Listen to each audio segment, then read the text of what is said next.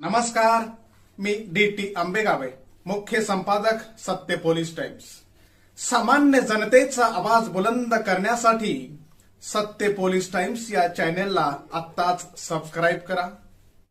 तळा तालुक्यातील कुणबी समाजासाठी अत्यंत महत्त्वपूर्ण ठरणाऱ्या कुणबी भवनाचे भव्य उद्घाटन खासदार सुनीलजी तटकरे, प्रदेश अध्यक्ष राष्ट्रवादी काँग्रेस महाराष्ट्र राज्य तथा रायगड आणि रत्नागिरी लोकसभा मतदारसंघाचे खासदार यांच्या शुभ हस्ते मोठ्या उत्साहात पार पडले।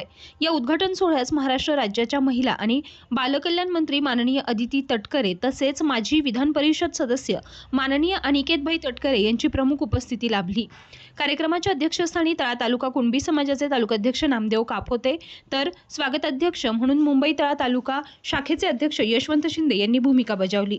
यावेळी समाज नेते रवींद्र मांडवकर, तळा नगराध्यक्षा माधुरी घोलप, उपनगराध्यक्ष चंद्रकांत रोडे, रायगड जिल्हा ओबीसी संघटनेच्या महिला अध्यक्षा अक्षरा कदम, मुंबई युवक अध्यक्ष विजय घाडगे, माजी अध्यक्ष नथुराम अडखळे, नाना भौन, ॲडव्होकेट उत्तम जाधव यांच्यासह संघ कार्यकारिणी सदस्य हरिचंद्र म्हात्रे, जनार्दन शिगवण, अशोक करंजे, यशवंत मोंढे, सुरेश कावणकर, कृष्णा सुर्वे, रायगड जिल्हा कुणबी समाजाचे सचिव सचिन कदम तसेच श्रीमती लीला पुतलाजी जाधव आदी मान्यवर मोठ्या संख्येने उपस्थित होते।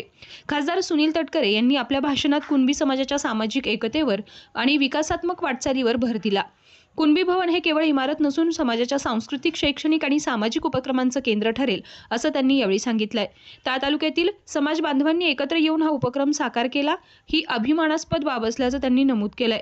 भविष्यातही समाजाच्या सर्वांगीण विकासासाठी आपण सदैव पाठबळ देऊ अशी ग्वाही त्यांनी दिली आहे। मंत्री अदिती तटकरे यांनी कुणबी भवनाच्या माध्यमातून समाजातील महिला, युवक आणि विद्यार्थ्यांसाठी विविध उपक्रम राबवण्याची संधी उपलब्ध होणार असल्याचं सांगितलंय।